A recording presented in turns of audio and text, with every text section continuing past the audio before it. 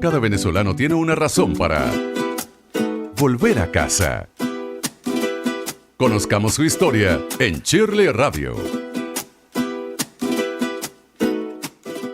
Bueno, a esta hora tenemos nuestra sección Volver a Casa. Esta es una sección maravillosa. Siempre la cantidad de gente que me escribe, yo lo comento, ¿no? Que me dice, oye, quiero que entrevistes a esta persona que acaba de regresar al país. O la propia persona me dice, oye, tengo este emprendimiento y me gustaría que la gente lo conociera.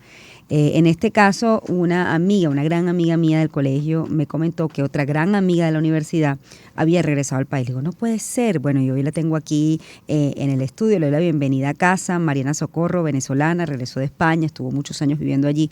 Buenos días y bienvenida, Mariana, qué gusto. Bueno, encantada de volverte a ver después de tanto tiempo. Así Gracias es. por invitarme. Estamos idénticas, déjame decirte. Bueno, eso sí. Estamos idénticas, solo que, bueno, tenemos más experiencia, ¿no? Y de eso vamos a hablar, ¿no?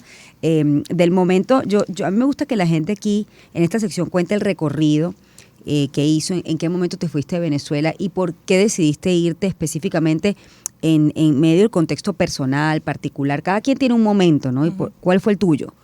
A ver, cuando me gradué de la Católica, primero me fui a hacer 2 posgrados para especializarme en la parte de reportaje y documental.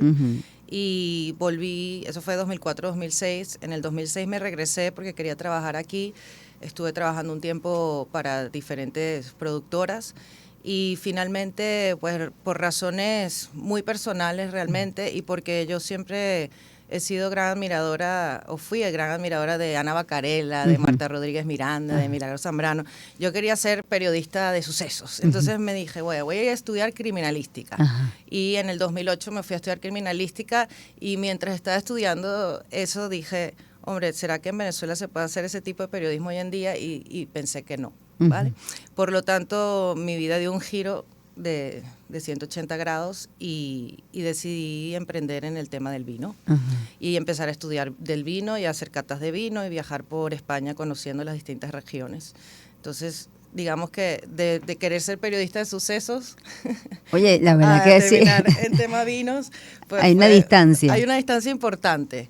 Digamos que dije, ya que no me puedo dedicar a mi carrera, me voy a dedicar a mi pasión. Allá no te podías dedicar a la comunicación. Bueno, lo que pasa es que yo vivía en Barcelona y en Barcelona el periodismo es en catalán. Sí. Yo hablaba en ese momento un catalán muy básico. Hoy en día sí que lo domino, pero para entrar en medios no es fácil, hay muchísima competencia. Allá, digamos, hay muchísima gente que estudia estudia comunicación y además que, digamos que el dominio de la lengua catalana ha de ser importante. Sí, así que en esa no había plaza, digamos, de trabajo, o sí había, pero era difícil llegar a ello, ¿no? Sí, para ese momento yo realmente como que ya yo tenía como que un background, ¿no? Y las opciones que se me abrieron era para hacer como pasantías de 6 meses donde no te pagan nada y tal, y yo tenía que subsistir de alguna manera. Claro. Entonces, mientras estudiaba criminalística, trabajaba en lo que fuera, que es un poco lo que le pasa a la mayoría de... ¿En qué trabajaste? Ay, wow. Bueno, desde mesonera, bartender, también trabajé en una guardería, bueno, cuidando niños, o sea, tienes que hacer de todo para cuando te quieres quedar, tienes que bajar la guardia, digamos que te tienes que, a pesar de que tú tienes tu dignidad y tu ego, ¿no? Tienes que saber que tienes que subsistir, y eso lo saben todos los venezolanos que hemos tenido que emigrar de alguna manera, ya sea voluntaria o involuntariamente, ¿no? Porque te toca trabajar duro y bueno, cuando digamos pude de alguna manera tener algo de dinero para emprender, fue cuando comencé mi proyecto Paladar de Struc Vinoteca, que comenzó en el año 2009.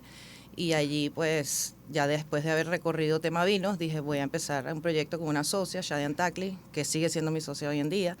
Y bueno, Paladar fue un proyecto maravilloso. ¿Comenzó en España? Comenzó en España. ¿Y qué tal le fue en España en el proyecto? Era un proyecto un poco altruista, porque nosotros quisimos, era una crisis, estábamos en plena crisis, nuestra inauguración fue en el 2010, plena crisis, digamos, mundial, sobre todo en España se sintió bastante, y quisimos ayudar a las pequeñas bodegas, digamos, lo que nosotros llamamos vinos hechos con amor, que son bodegas familiares que toda la vida han estado produciendo vinos, pero que no llegan a todas partes. Entonces los llamamos los vinos de familias que son desconocidos totalmente y que hacen enormes esfuerzos por ser reconocidos. Entonces trabaja mucho la imagen, trabaja mucho el precio. Entonces eran vinos con las 3B que llamábamos nosotros. Entonces era una vinoteca con 250 referencias, de las cuales 200 eran vinos por debajo de 20 euros.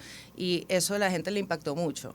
De hecho, nos ganamos un premio a Mejor Iniciativa Empresarial en el año 2010 que nos lo dio el alcalde de Barcelona en su momento, Wow. Jordi Hereu.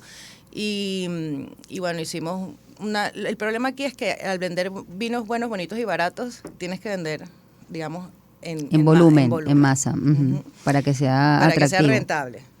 Atractivo era el local y, digamos, los servicios. Entonces nos dimos cuenta que vendiendo botellas de vino no íbamos a subsistir. Entonces empezamos a hacer catas de vino. Ajá. Y en ese momento nosotras no, digamos, habíamos hecho muchas catas, pero como estudiantes, no como y ahí empezamos a hacer catas, vamos a lanzarnos. Y empezamos a hacer catas y de pronto vinieron operadores turísticos y nos contrataban para traer gente de los ¿cómo se llama? De los cruceros. Ajá. Y de pronto te llegaban 30 personas a hacer catas en inglés, y todo en inglés, y estuvimos durante los 5 años que duró la vinoteca trabajando, dando catas de vino y gozando, porque la verdad es que fue conocer gente de todas partes del mundo, todo el mundo tenía algo que ver con el local se hizo con muchísimo cariño, y una vez que cerramos, pues, o traspasamos, que se dice, lo que decidimos fue trabajar de manera privada. La gente nos contrataba para hacer catas en sus casas, en restaurantes, y yo empecé a hacer lo que se llama asesoría y entrenamiento de camareros para restaurantes en servicio de vino. ¿Y qué pasó? Bueno, lo que me estás contando luce atractivo, ¿no? Lograste, bueno, fue difícil, trabajaste de muchas cosas, pero lograste, bueno, salir adelante con este emprendimiento. ¿Qué pasó en el camino que estamos hoy hablando aquí en Venezuela, que decidiste regresar? Mira, yo tuve una hija hace 4 años y yo sé que tú tienes 2 niños preciosos, y hay una cosa que desde que tuve a mi hija siempre tenía esa sensación como de dolor de no tener a mis padres cerca. Yo digo que uno tiene hijos para que sus abuelos los disfruten, más allá de por el hecho de ser padres, ¿no? Entonces, mi papá, yo vine en octubre al cumpleaños número 80 de mi padre y dije, yo me tengo que regresar, porque mi hija tiene 4 años, yo no sé cuánto tiempo le queda a mi papá, puede que le queden 10, como puede que le queden 5, como puede que le queden 1, ¿no? Y mi hija hablaba mucho de papá, ¿vale? De su abuelo. Y yo dije, yo me tengo que regresar. Entonces, quiero estar cerca de ellos, y es que ese es el dolor que tú llevas, porque tú llevas esa carga contigo durante todos estos años de no estar cerca de tu familia. Tengo una abuela... Pero tú estabas allá prácticamente sola. Sola, bueno, estaba Lorena, sí, estaba Shadia, pero amigas. Hicimos una pequeña familia, digamos, pero, o sea, digamos que no tenías a nadie cerca como de sangre, ¿no? Sí. Y estás en constante angustia de no apagar el celular por las noches, de esperar aquella llamada que no quieres recibir, y justo hace un par de meses falleció mi tío, el menor hermano de mi papá, y era como un aviso, ¿no? Fue como el final, dije, nada, o sea, esto tiene que ocurrir. ¿Qué pasa? También me di cuenta cuando vine en octubre, además de que quería estar cerca de ellos, que era algo que siempre, ese burden que lo llevas ahí, fue el hecho de que vi que aquí habían abierto un montón de restaurantes y que había, ¿sabes? Como que un movimiento gastronómico interesante que siempre ha habido en Venezuela, ha sido un buen referente de gastronomía, sí. Y vi como un nicho en el sentido de que yo en Barcelona formaba camareros, entonces aquí no hay como que una escuela de formación de camareros, no quiere decir que yo voy a hacer una escuela de formación de camareros, sino que yo los formaba en el restaurante, sino yo me meto de mesonera durante una semana, es una experiencia inmersiva para detectar cuáles son, digamos, las cosas mejorables, y entonces por eso dije, bueno, a lo mejor ahí puedo, ¿sabes?, hacer algo, y hacer, además de mis catas de vino, claro, por supuesto. Entonces, bueno, digamos que eso es lo que me llevó a tomar la decisión. La decisión es familiar, pero también porque vi que podía seguir haciendo lo que yo hoy en día, digamos, soy profesional. Y entonces poder seguir desarrollándome. ¿Hace cuánto regresaste a Venezuela? Hace nada, el 7 de marzo, no tengo ni un mes. Tú te acabas de bajar del avión prácticamente. Literalmente me bajé del avión hace menos de un mes. ¿Qué día es hoy? 4, 5. Hoy es 5 de abril. ¿Sí? Imagínate. Ya que no has cumplido ni un mes. Ni ¿Y cómo, un mes. cómo ha sido este proceso de adaptación? Porque lo tienes, la gente que nos está escuchando se identifica con esta sección porque, bueno, hay gente que tiene la curiosidad de regresar, de ver cómo es esto. Hay gente que quiere saber realmente cómo es ese proceso de adaptación, porque yo he entrevistado aquí gente que tiene ya meses o un año, ¿no? Pero tú estás recién llegando. ¿Cómo ha sido ese proceso? Mira, la verdad es que para mí ha sido un recibimiento increíble. No te puedo decir nada negativo en el sentido de que la calidad humana del venezolano se sostiene dignamente y con todas las de la ley, más allá de las circunstancias y de la situación país. Hay algo que me ha impresionado muchísimo, que echaba muchísimo de menos también, que es el calor humano del venezolano. La gente como tú, como personas que llevaba 20 años sin ver, que me han recibido con los brazos abiertos. Alejandro Otero, por ejemplo, tu fan. ¿Qué digo? Tu fan no, es tu doble. Mi doble. Bueno, debe ser fan, porque para imitarme así sí, la verdad, tiene que ver. Tiene que ver. Estado muy pendiente de tus detalles. Ella es la original, original. Mariana. Ajá. Gente que además, digamos, yo crecí con ellas chiquitica, pero no teníamos una amistad, pero, ¿sabes? De esa gente que dices que me hace, como son gente como tú, que se quedaron aquí y que construyeron país a su manera, unas por el humor, las otras por el periodismo, pero que el que te hayan recibido y invitarte a su casa y luego la gente en la calle, todo es un cariño, una cosa, claro. Yo viví en Barcelona esos 12 años, 14, y me fui luego a vivir en una isla, en las Rías Baixas, y en esa isla, gracias a Dios fue antes de venir, porque me di cuenta que en esa isla, que era de puros gallegos además mariscadores, la isla de Arousa es un sitio maravilloso, un paraíso. La gente era muy cercana, y sabes, como la Venezuela de los 80 que llamo yo. Sí. Y además ahí los perros corretean por las calles y los niños también, ahí no hay inseguridad porque ahí es una isla de 4.000 habitantes, porque yo quería huir en la pandemia, fue que me fui allí. Y entonces, digamos que me recordó de la sensación mía de la Venezuela de antes, ¿no? Y entonces cuando llegué, bueno, me sentí en casa, quizás te puedo decir que me ha impactado un poco los precios, pero en comparación con España, porque en comparación con España es mucho más caro vivir acá.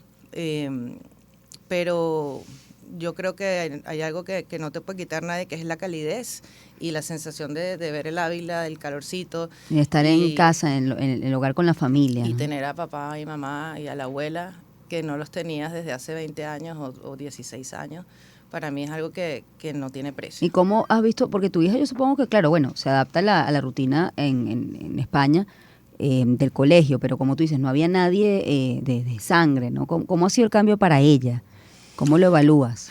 Bueno, para mi bebé no ha sido fácil en el sentido que, por ejemplo, con mi socio Shadia, ella tiene una niña que es mi hijada y ellas se criaron como primitas y, digamos, desde que nacieron han estado juntas. Entonces, siempre han estado como primitas y eran casi hermanas. Entonces, ahora ya ella no tiene a Emiliana cerca, que es lo que más me dolió de irme de España, ¿no? Mi ahijada.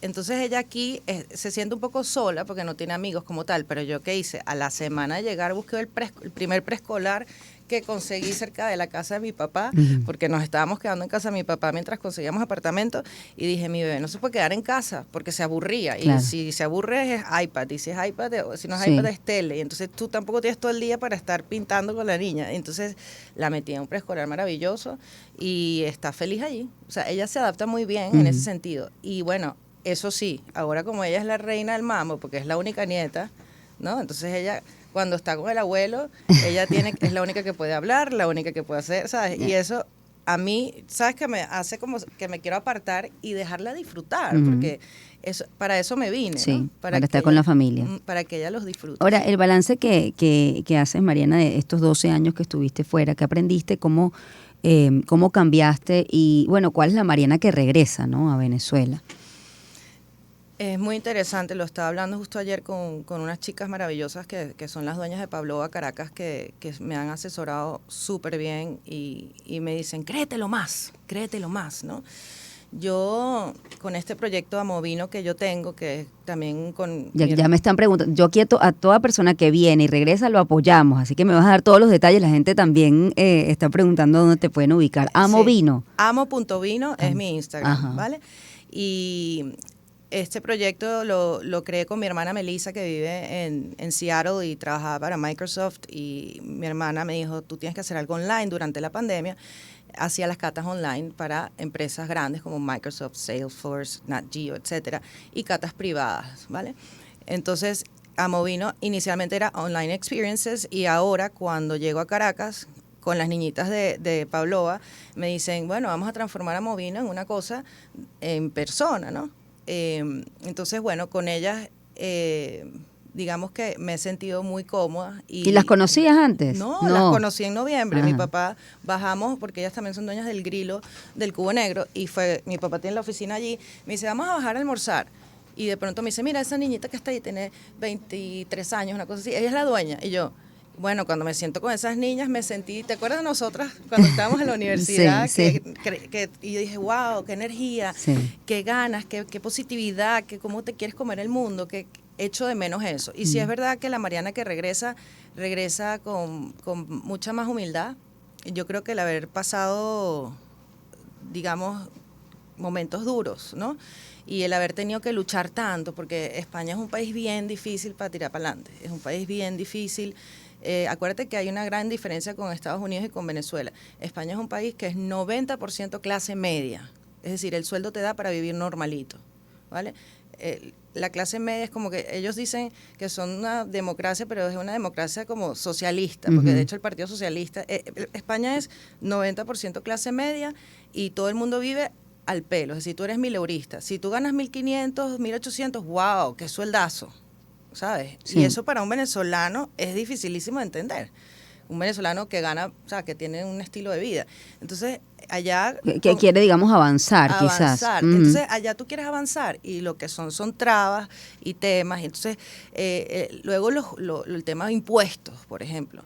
Entonces, todo es difícil. Es difícil, realmente no es el sueño americano. España es totalmente distinto, pero igual estoy enormemente agradecida por haber tenido la experiencia de crecer internamente. Porque acuérdate, cuando yo estuve en Fama y Aplausos en el 2021, sí, es correcto, que sales ahí con el ego, que tú eres cantante, que te arrancan los zarcillos, que no sé qué. Bueno, tú ahí tienes un ego, sin embargo yo fui como la más sutil en ese aspecto. Y también tienes una edad, y entonces vienes y empiezas a ver las maduras, como dicen, las duras y las maduras. Y regresas aquí con un montón de conocimiento, con un montón de conocimiento de humano, de vivir en otro nivel totalmente distinto, de tener otro tipo de necesidades, vamos a llamarlo así, o prioridades, priorizar otras cosas en la vida.